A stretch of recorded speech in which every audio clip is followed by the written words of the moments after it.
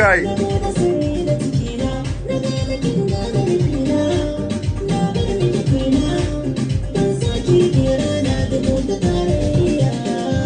na sha wahala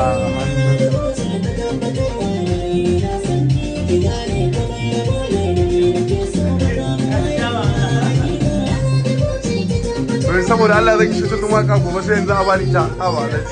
ai na sha wahala wallahi hakika a sha wahala